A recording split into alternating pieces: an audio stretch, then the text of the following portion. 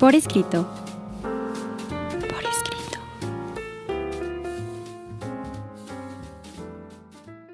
Bienvenidos al programa Por Escrito. Estamos en Radio Anáhuac. El día de hoy nos acompaña... ¿Cómo están? Como siempre me da mucho gusto saludarles. Yo soy Raúl Sanz. Un servidor, Juan Carlos Padilla. Nuestras redes sociales, Raúl. Por supuesto, como siempre los invitamos a que nos sigan a través de todas nuestras redes sociales. Háganlo a través de Facebook, Revista Por Escrito, Twitter, @Por Escrito, Instagram, @Revista Por Escrito. Escúchenos a través de Spotify, véanos y escúchenos también en nuestro canal de YouTube. Y las dos invitaciones que le hago cada semana, recuerde que estamos en Radio Anáhuac y también salimos con una nueva emisión a través de Código Libre todos los miércoles en punto de las 9 de la noche. Síganos, por favor. Recuerden que también atrapamos escritores y lectores para nunca dejarlos ir, y como habrán podido notar, Cecilia Durán Mena se rebeló.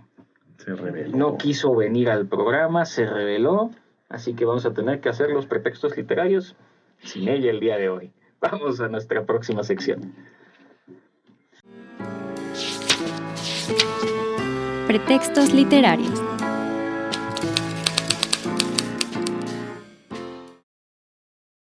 Ya estamos, mi querido Raúl, en nuestros pretextos literarios.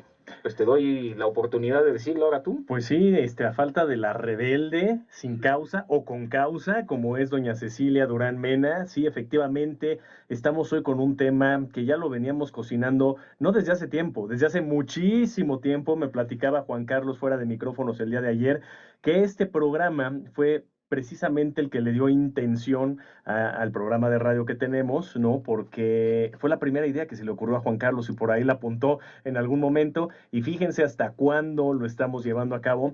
Pero es un tema interesantísimo, porque hablando de iconoclastas, de rebeldes, ¿no? Pues ese es precisamente nuestro tema, y como siempre lo decimos, la literatura no está exento absolutamente de ningún tema, y qué mejor que hablar el día de hoy de los rebeldes en la literatura. Más o menos hemos platicado en otros programas que la misma lectura es un acto de rebeldía. Uh-huh. Porque además, y aquí me puedo remitir sobre todo a las guerras de religión, donde cuando se crea la imprenta, los primeros lectores van a ser los primeros rebeldes, porque cuando uno empieza a tener un vocabulario propio, Uh-huh. empieza a generar su propio criterio. Uh-huh. Y cuando uno genera el propio criterio, entonces tiene la oportunidad de al menos decir que no a lo que se le ofrece como la realidad, como lo verdadero, como lo cultural. Ya hablaré de hecho de las contraculturas precisamente. Y con la lectura y la escritura, por supuesto, surge este movimiento que es la rebeldía, y la rebeldía empieza con el confrontamiento. A mí me gusta decirle a los alumnos que una de las palabras clave de mis cursos siempre es el conflicto.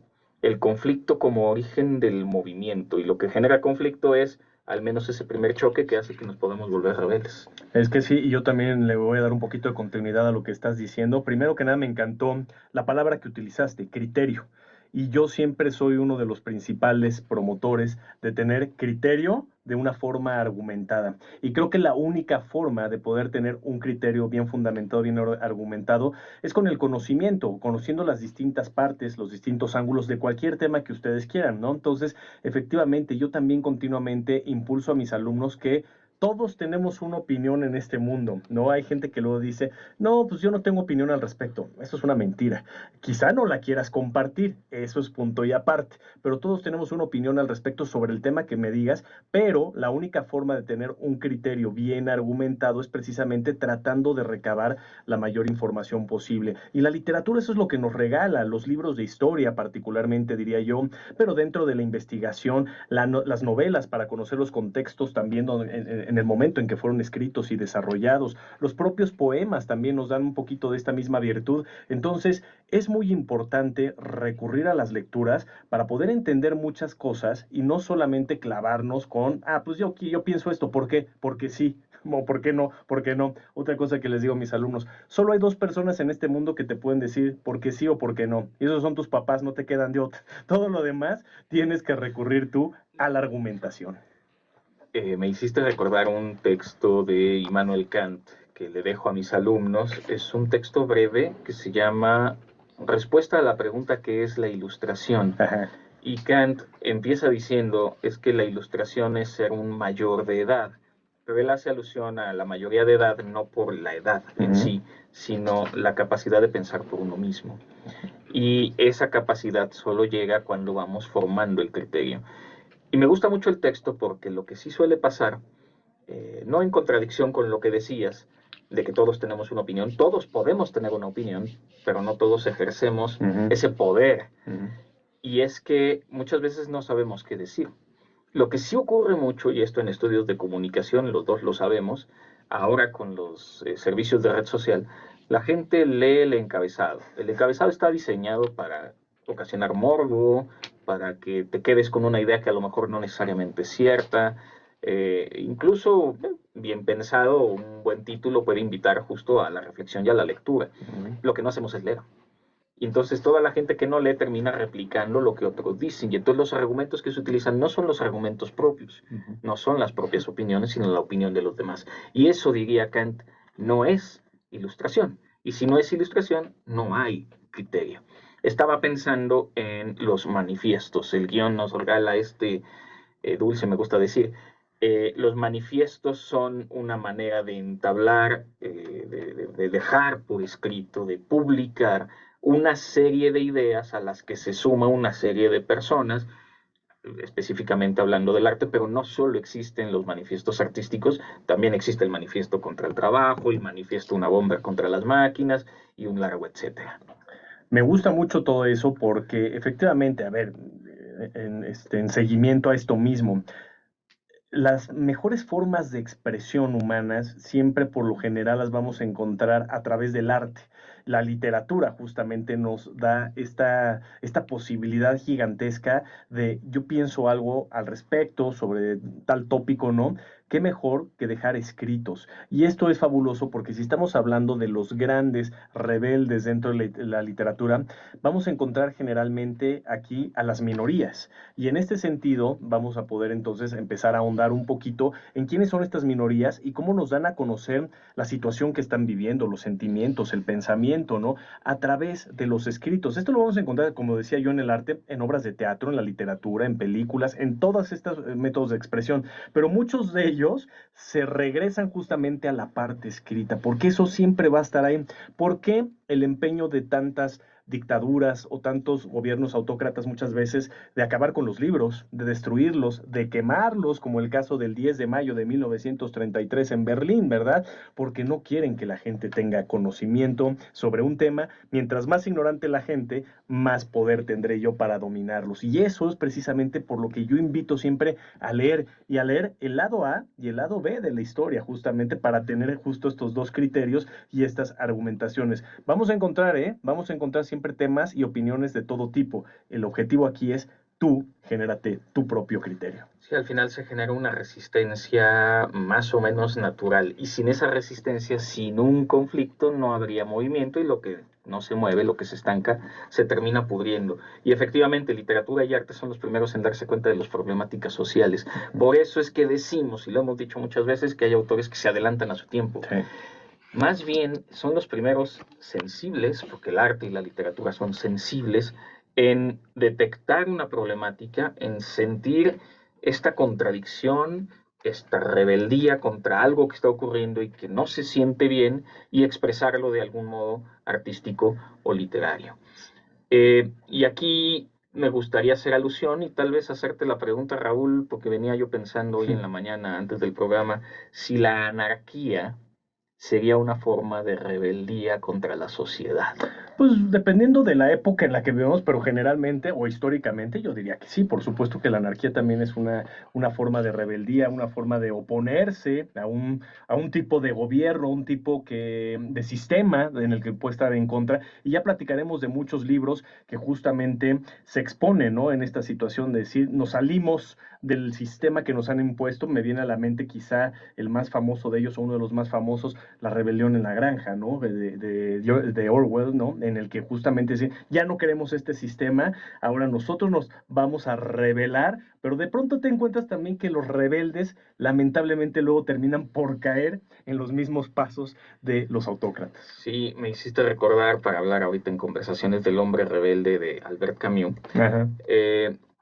Y valdría la pena, ya para terminar esa rara, creo que podríamos engarzar todo el tema en dos temáticas más generales. Uno, el autor rebelde, el que se revela contra, que además es lo que permite a la literatura, pues tener géneros distintos, que permite darle la vuelta, no repetir lo mismo, es el rebelde, el que no va a hacer lo que el canon dice que se tiene que escribir.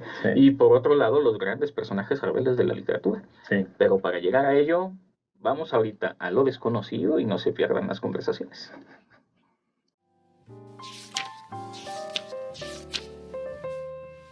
Lo desconocido.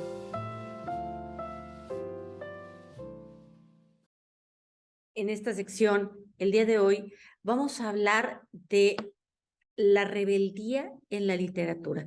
Y creo que una de las corrientes más rebeldes que ha tenido la literatura contemporánea, sobre todo, es la literatura de la onda. ¿Qué es la literatura de la onda? Inicialmente, este fue un movimiento literario que después se transmitió a varias disciplinas, como sucede en muchas manifestaciones artísticas.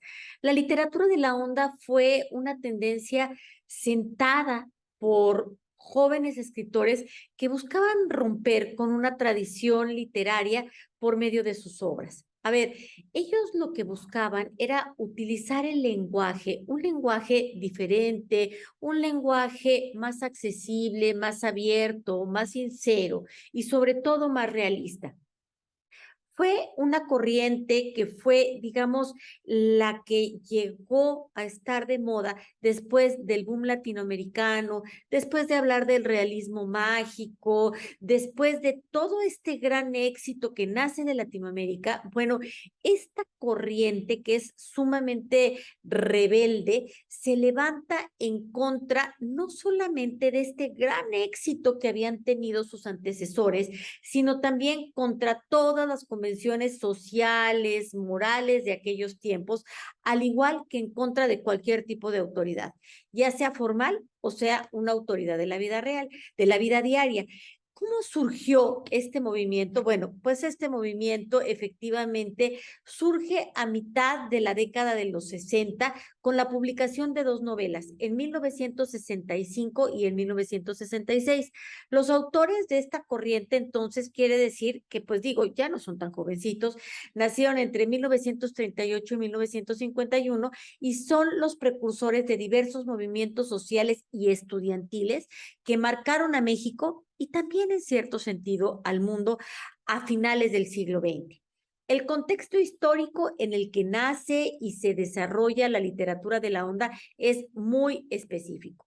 México se encuentra bajo el mandato de un partido único, de un partido hegemónico, de un partido que se estudiaba en el extranjero, de la misma manera en la que se estudiaba, por ejemplo, la Unión Soviética, se estudiaba al PRI en México con un régimen totalmente autoritario, muy marcado durante estos años que existe anteriormente al movimiento estudiantil de 1968 y que está sucediendo a la par de la guerra de Vietnam.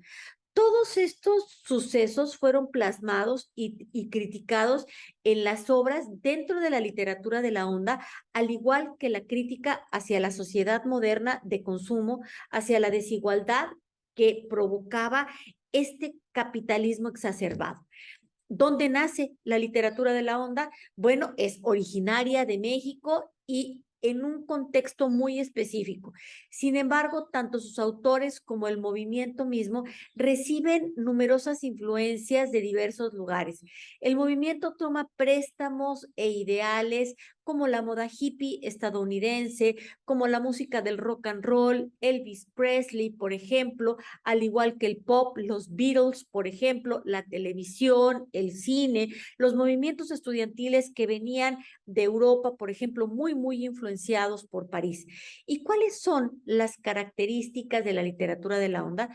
Principalmente está integrada por novelas y por relatos.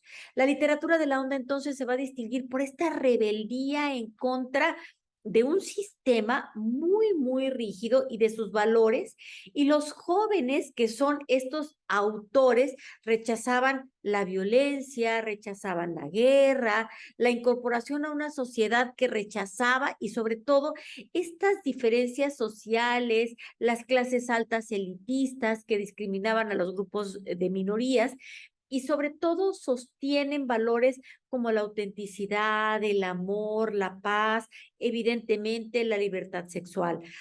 Aceptaban lo que en ese entonces eran tabúes y que mostraban a la sociedad con sus descripciones honestas, sobre todo de el deterioro familiar y el deterioro político. Las novelas y los relatos de la onda estaban escritos por y para adolescentes. Esto es algo muy importante, por lo que buscaban capturar la esencia de la juventud por medio de este lenguaje informal y juvenil que les parecía como más accesible y por esta diversidad de voces. Entonces, la literatura de la onda se enfrentaba contra todo lo que estuviera aceptado por las generaciones anteriores. Conste, las generaciones anteriores habían tenido mucho éxito, tanto éxito que nos han dado 2 premios Nobel de literatura. Entonces, las protestas, la explotación, también está muy relacionado con las drogas, con la música, y todo esto forma parte de la onda y de todo lo que existía fuera de las ataduras sociales, como el movimiento con el que buscaban cortar.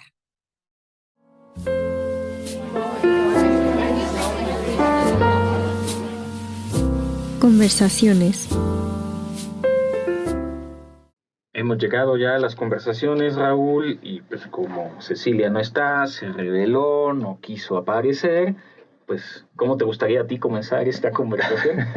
Ay, Ceci, estas rebeldías, caray. Pero bien, hijo, hay muchas formas de empezar esta conversación, pero sí me gustaría iniciar con algo que quedó ahí, me quedó en el tintero hace ratito que estábamos en el inicio de este programa.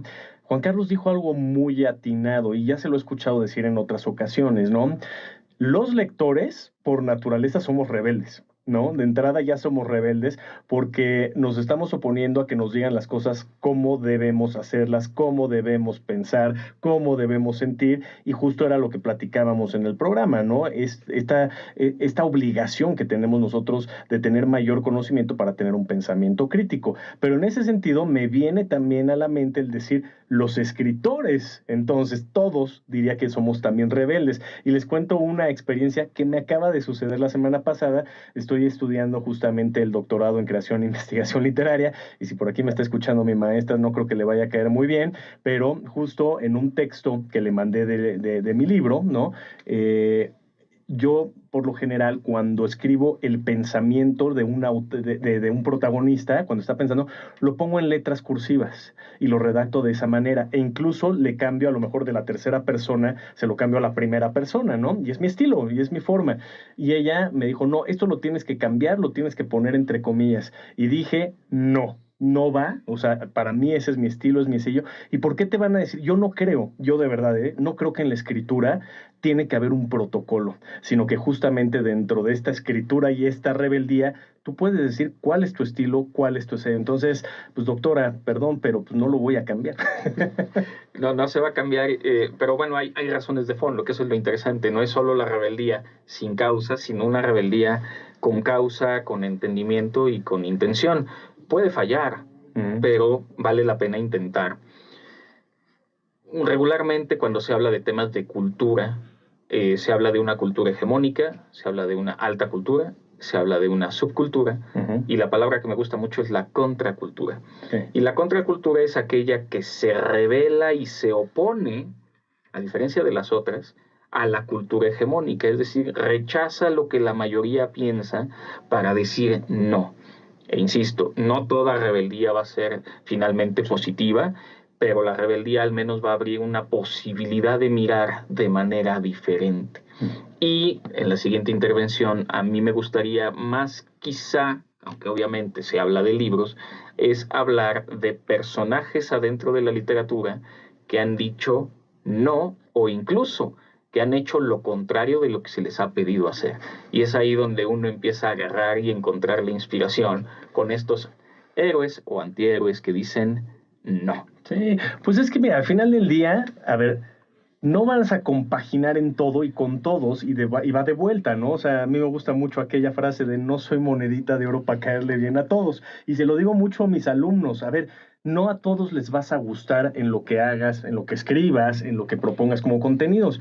Pero si a ti te gusta y tú estás convencido de eso, tienes que seguir adelante con ello y tienes que defenderlo, además, ¿no? Entonces, habrá quien te siga, habrá quien le gustes y habrá quien te critique y quien va a ser un verdadero detractor, ¿no? Así es este mundo y así es parte de la personalidad. Y vámonos entonces de lleno, yo decía al inicio de este programa, sobre las minorías y justamente su rebeldía dentro de la literatura. Vamos a encontrar muchísimos tipos o temáticas de rebeldía en estos escritos.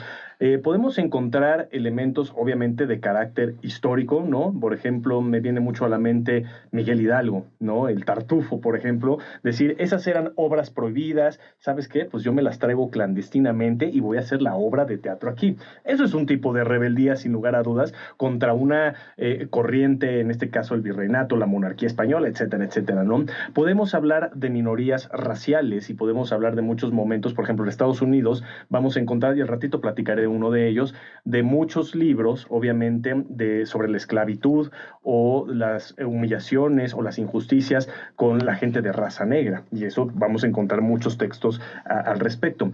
Podemos encontrar, y esto me viene ya a colación, a un librito que Juan Carlos trajo y que lo tengo aquí, que se llama Divas rebeldes. Y yo creo que es un tema muy importante dentro de la rebeldía en la literatura. Las mujeres.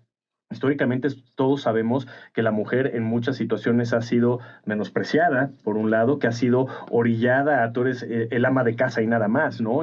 ¿Cuántas veces no hemos escuchado esas frases machistas de la mujer a la cocina, ¿no? Que me parece terrible, ¿no? Entonces, las mujeres han tenido que luchar para obtener el voto, ¿no? Para poder votar justamente por un político. Las mujeres han tenido que luchar para lograr la equidad en todos los sentidos, para poder tener un trabajo exactamente igual remunerado y en los mismos puestos que los hombres, y así nos podemos ir con un largo etcétera. Y en este libro justamente vamos a encontrar las divas rebeldes, que fíjense nada más sobre quiénes habla este libro. Nombres como el caso de María Callas, ¿no? Una mujer que por supuesto hoy en día la seguimos teniendo en el top of mind cuando hablamos de una mujer dentro de la ópera, de la soprano, ¿no?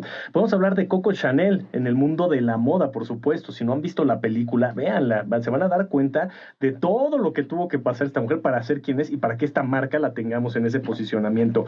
Eva Perón, dentro de la política argentina, por supuesto, ¿no? Audrey Hepburn, desde luego, esta mujer extraordinaria, bellísima, controversial que la tuvimos en el cine, y Jackie Kennedy, ¿no? Esposa, obviamente, del fallecido expresidente John F. Kennedy, y todo lo que tuvo que pasar y toda la fortaleza que tuvo, y así nos podemos ir con un mundo de mujeres. A mí siempre me va a venir a la mente, por ejemplo, Margaret Thatcher, la dama de hierro, entre cuántas otras mujeres que han cambiado. Y en la literatura, lo hemos platicado mil veces aquí, siempre proponemos leer más mujeres, impulsar a mujeres que escriban, y el caso de las hermanas Bronte, Anne Rice, podemos hablar, Tabitha Hopkins, no, bueno, es que Virginia Woolf, no, sería interminable, ¿no? Entonces, siempre vamos a estar aquí a favor también de las mujeres. Diera la impresión de que ser mujer ya es un acto de rebeldía por solo serlo, Sí. Y es que durante toda la historia de la humanidad, o casi toda, pues las mujeres han ido abriendo esas brechas y son personas muy específicas en momentos y países muy concretos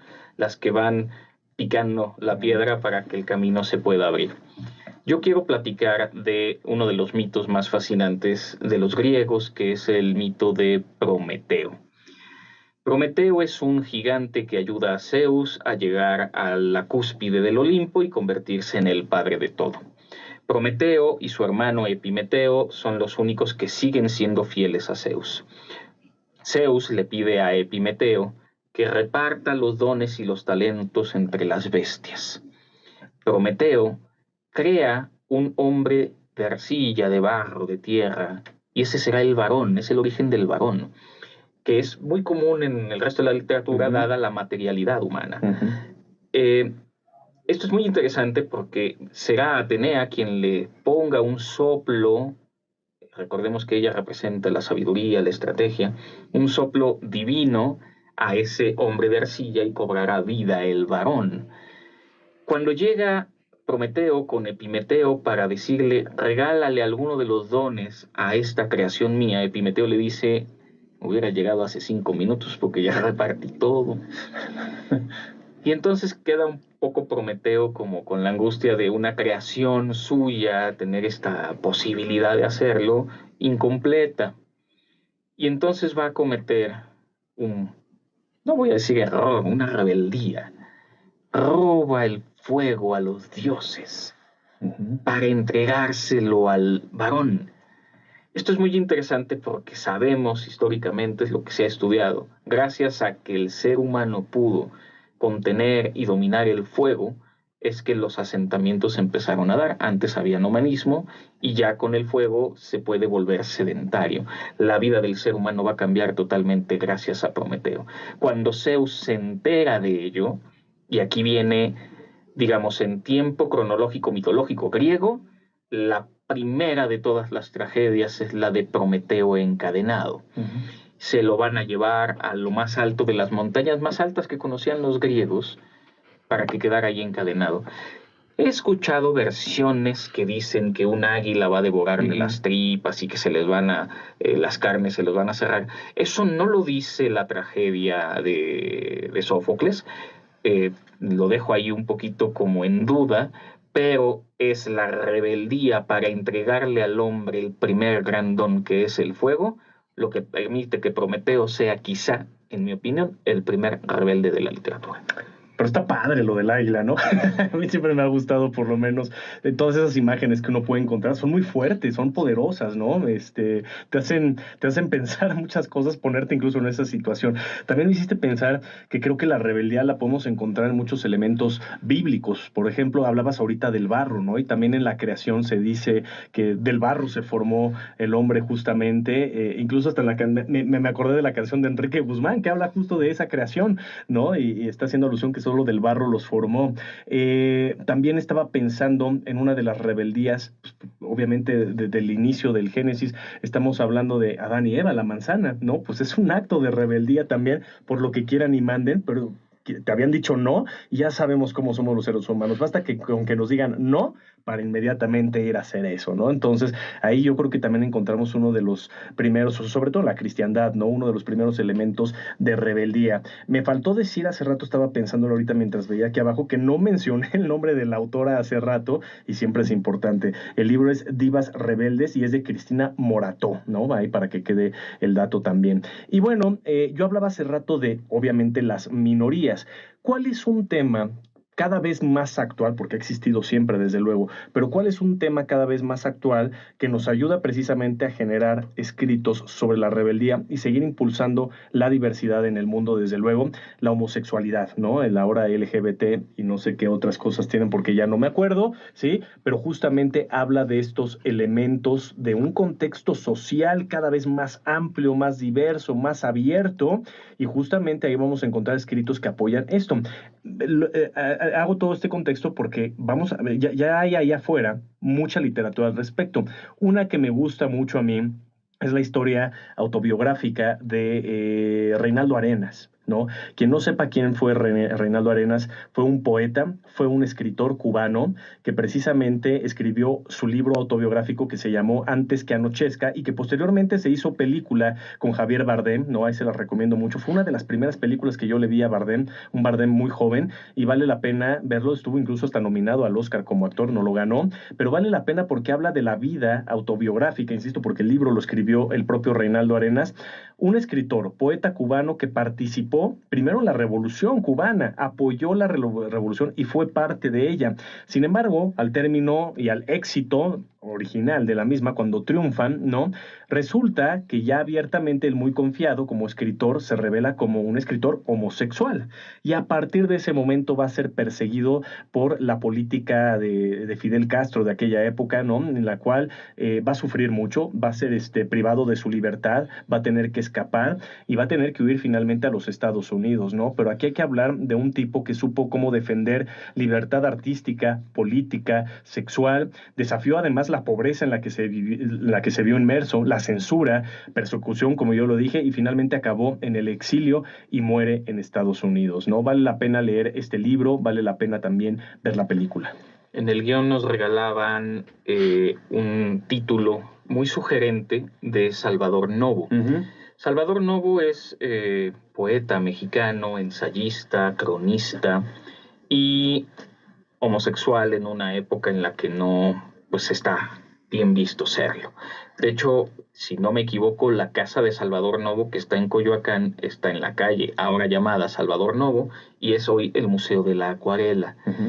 El libro en concreto se llama La Estatua de la Sal y es autobiográfica. Su nacimiento y su infancia en la Ciudad de México, después me parece que se va a Coahuila, que en el norte del país se tejen muchas cosas muy interesantes respecto a la homosexualidad, y cuando regresa a Ciudad de México y su vida, pero él nunca quiso ocultar quién era. Y creo que este es el gran mérito en una época en la que lo más sano sería esconderse para que la gente no se entere y tratar de llevar la vida lo mejor posible. Salvador Novo dice no y eso lo convierte en un rebelde. Sí. Ahora, para regresar, porque me lo sugería esto que platicaba Raúl, quiero regresar a los personajes rebeldes. Quiero hablar de uno que, a ver, se conoce poco porque pocos se avientan la titánica tarea de leer el Mahabharata, el Mahabharata de la India, que ya perdí la página y ya no sé ni dónde estoy. El personaje se llama Duryodhana. Duryodhana es el jefe de la tribu de los Kurus. Toda la épica del Mahabharata es Kurus contra Pandavas. Los Pandavas van a tener la bendición de Krishna, mientras que los Kurus, pues, de alguna manera están destinados a perder la guerra. Y eso lo sabe Duryodhana. Y Duryodhana, de todas maneras, enfrenta el destino. Aquí hay rasgos muy característicos y en lo que es literatura comparada se dice que Duryodhana sería el antecedente de Aquiles.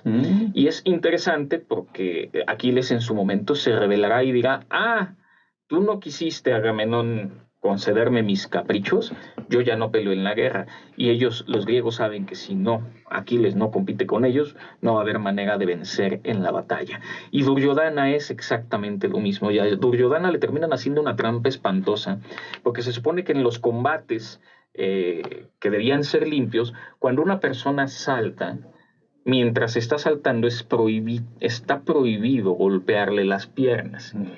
Será el primo Bhima quien en la batalla final le quiebre las piernas a Duryodhana y ya obviamente vencido y lo dejan ahí como tirado y humillado. Pero es el acto de rebeldía, incluso, y estoy pensando también en Paris, porque Paris es un rebelde que también hace lo que no debe, y hay un momento en el que lo hacen ver como cobarde, y yo insisto en que no es un cobarde. Él va a enfrentar a Agamenón por Helena y sabe que va a perder. Claro, al final la pelea la van a tener Aquiles y Héctor, y eso será épico, pero sí hay un dejo de Paris de decir, bueno, es lo que me toca hacer y tengo que enfrentar las consecuencias de la rebeldía que tuve. Duryodhana, Aquiles, Paris, aquí tenemos personajes rebeldes de la literatura clásica. No, muy bueno, sin lugar a dudas, ¿no? Y bueno, aquí primero agradecer a nuestra productora Sofía Aranca, que me está ayudando hace rato, que dije LGBT y no me acuerdo qué más, ya me ayudó ahí, es LGBTIQ+, ¿ok? Entonces, para que quede ahí ya también el dato. Y bueno, yo quiero hablar, sigo también con esto de las minorías, hablaba de las mujeres, y aquí hay una historia que me parece muy rescatable y que deberíamos todos darle pues una investigación, un ojito, echarle por ahí, ¿no? Y que luego me va a llevar también a una temática de otro libro y de una película. Primero que nada estoy hablando de Persépolis, de Marjane Satrapi, espero pronunciarlo bien porque se escribe Marjane, pero pues me imagino que se pronunciará Marjane. Estamos hablando aquí de una novela gráfica hecha e ilustrada por la propia autora, que es Satrapi, como ya dije, ¿sí? Y se trata de una autobiografía sobre su vida en Teherán, ¿no? Estamos hablando de justamente la República Islámica de Irán y en este momento cómo desde su infancia va a transcurrir estas revoluciones islámicas o de la República Islámica hasta su etapa adulta, ¿no? Ya estando en Europa, ¿no? Entonces, ¿qué es lo que comparte aquí la autora? todas sus experiencias como mujer dentro de una sociedad que ella destaca justamente como restrictiva, controladora hacia el género femenino. Todo esto, fíjense, me parece muy relevante el día de hoy, porque cuántos temas no hemos estado hablando recientemente por el próximo mundial que está a la vuelta de la esquina y que hemos escuchado de todo, ¿no? De lo que va a pasar en el mundial, de cómo se le va a tratar a los turistas, particularmente a las mujeres, los que dicen que no va a pasar absolutamente nada también, que todo está ya arreglado, controlado, etcétera. Hay una cantidad de rumores en torno a esto que la verdad pues ya veremos, ya nos tocará ver qué es lo que va a pasar, ¿no? Pero bueno, esta novela gráfica me da pie a pensar en otro libro y que después se hizo película que se llamó Not Without My Daughter, No Sin Mi Hija, basada en la historia de Betty Mahmoudi, y si vieron la película es con Sally Field y Alfred Molina del año 1990, en el cual tratan de huir de Irán, esta mujer con su hija, cuando el esposo iraní, un doctor muy prestigioso, se la lleva a la familia para conocer a la familia que él tenía en Irán, y cuando están allá ya no las dejan regresar, las captura, la propia familia las tienen secuestradas y están tratando de huir y regresar a los Estados Unidos. Vale mucho la pena. Me quiero revelar porque el tiempo nos hizo pedazos ahorita. Voy a hablar de Arquíloco, que es un poeta espartano. Los espartanos tenían la idea de que o regresas con el escudo o regresas encima del escudo. Y Arquíloco, estuve ahorita buscando el fragmento donde en un poema dice, no, yo voy a huir. ¿Por qué? Pues porque no quiero morir a lo tonto en la guerra. Ese es un rebelde. Tersites se opone, siendo parte del ejército heleno en la guerra de Troya, y le escupe en la cara las verdades a todos los dirigentes y les dice, pues yo me voy. Y se va de la batalla y no va a competir en esta guerra. Hablaba, bueno, Raúl hace rato también de la rebeldía. Yo estoy pensando en Luzbel en la Biblia. Claro. El Satanás es el gran rebelde de la mitología, por supuesto, y haciendo una analogía con él, y Melkor, padre de Sauron, para los que no ubiquen en El Señor de los Anillos, es un gran rebelde que a la hora de elaborar la música hacía todas las disonancias posibles.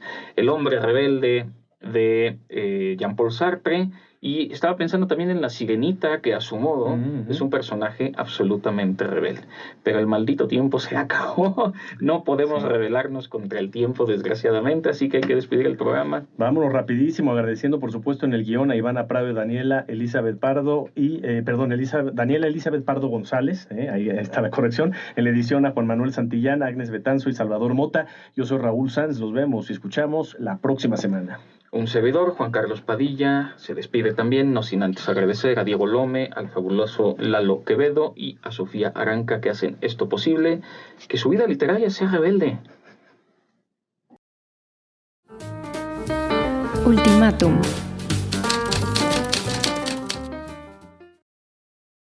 Es a través de la desobediencia que se ha dado el progreso. A través de la desobediencia y a través de la rebelión. Oscar Wilde.